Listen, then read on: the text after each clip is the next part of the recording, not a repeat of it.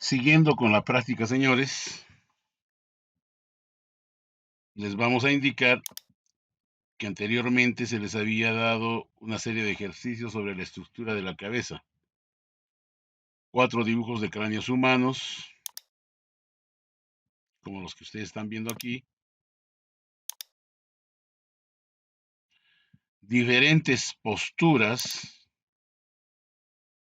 de la estructura del cráneo humano en diferentes ángulos, perfil, 3/4, de frente,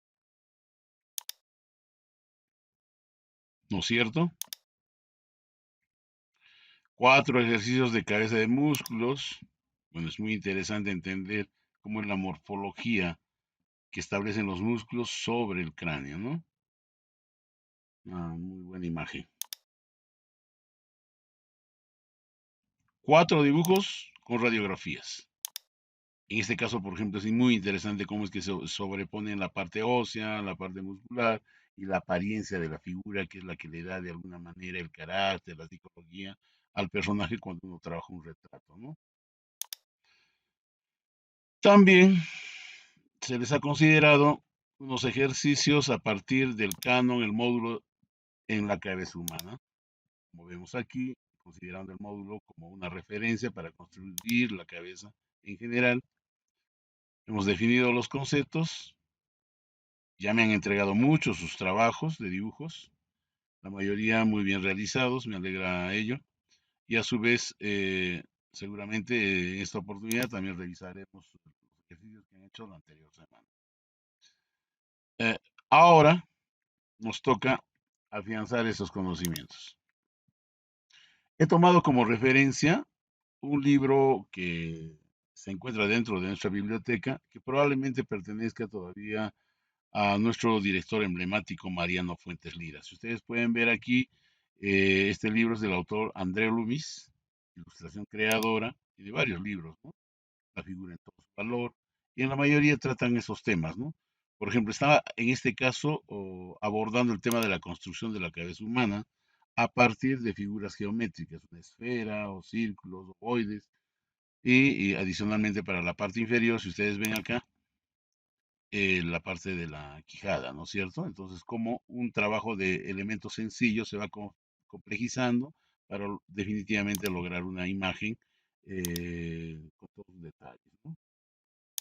En la siguiente parte también ustedes pueden ver el esbozo inicial, donde se insinúan las formas geométricas.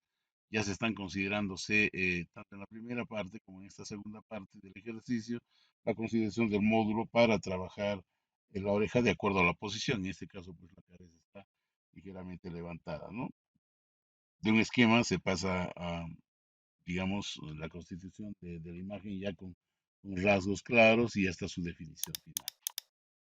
Aquí igualmente pueden ver cómo a partir de una esfera y adicionando una parte inferior se va a construir la cabeza considerando el módulo de la nariz, ¿no? Una nariz es de la parte de la frente hacia el extremo del cabello y en el caso inferior de la base de la nariz hacia la quijada, igualmente hacia el mentón y del mentón hacia la oreja, ¿no?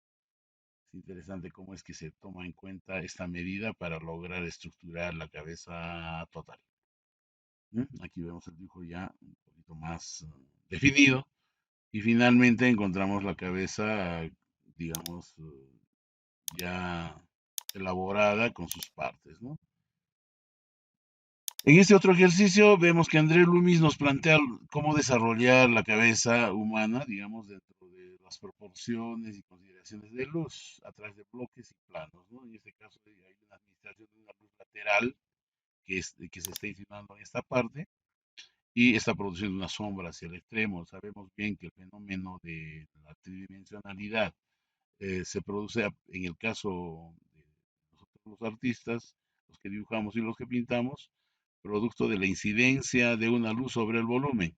O sea, hay que entender que aquí se produce una sombra, unos medios tonos, y hay una luz reflejada, que es la que aparece también ahí, por ejemplo, si se fijan, ¿no? Entonces, ha considerado como un punto de partida un sólido, ¿no?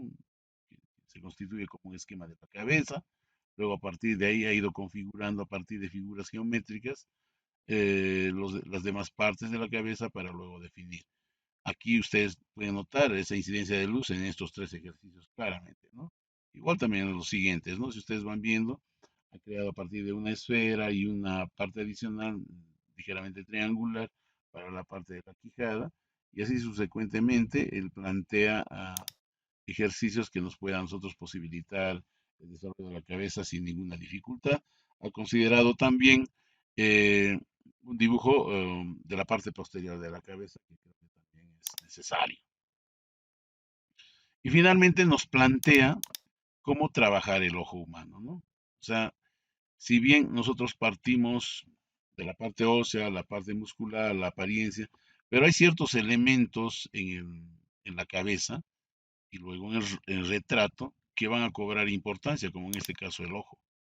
Entonces hace toda una, disgrega cada parte para entender cómo es que se produce la visión de este órgano importante, ¿no es cierto? Sus partes, cómo es que se presenta el iris, ¿no es cierto? A partir de su ubicación, un ojo cerrado, un ojo abierto, un ojo hacia arriba, la ubicación del ojo dentro del espectro óseo, ¿no? De la cabeza, que creo que es vital, ¿no? Yo creo que este tipo de ejercicios uno los puede encontrar de manera mucho más clara en algunos estudios que hace Leonardo da Vinci, ¿no? Entonces, señores, nosotros nos vamos a ceñir en esta parte.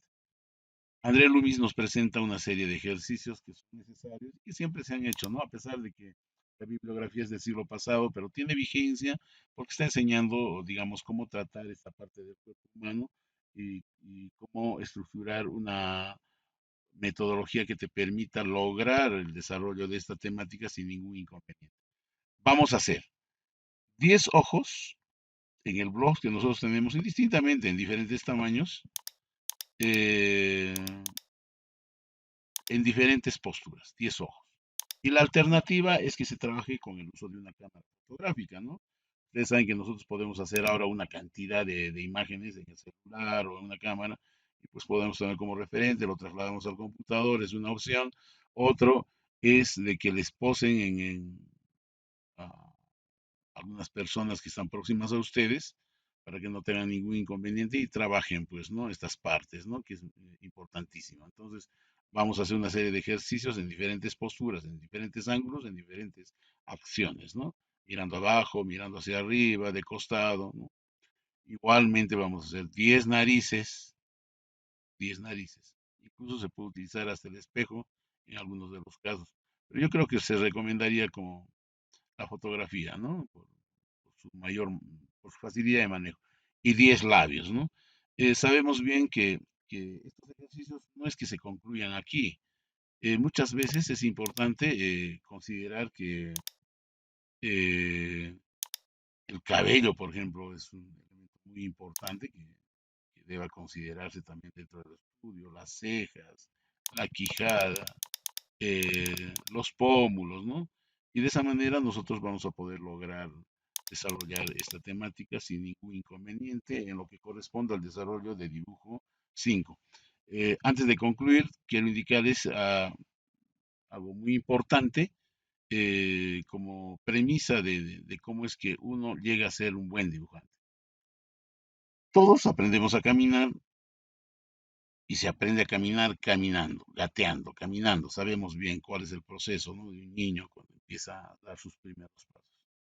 En este caso, ustedes ya tienen una formación, ya estamos en un semestre superior, entonces ya sabemos dibujar, ¿no? Entonces, si queremos afianzar mejor nuestros dibujos, queremos lograr esas capacidades de la mejor manera, la única metodología que puede existir es que se aprende a dibujar bien dibujando, señores, dibujando bastante, ejercitando, trabajando con una serie de soportes, con una serie de técnicas, muchos de estos temas que son valiosos e importantes para el desarrollo, en este caso, del retrato de la estructura de la cabeza. Bueno, por ahí lo dejamos ahí. Seguramente vamos a tratar de buscar mayores ejercicios con los cuales podamos desarrollar todas nuestras tareas.